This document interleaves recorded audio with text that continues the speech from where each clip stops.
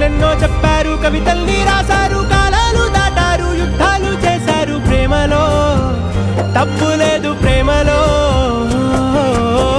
వేల వేల వెన్నెలంత మీద వాలి వెలుగునంత మోయమంటే నేను ఎంత రే.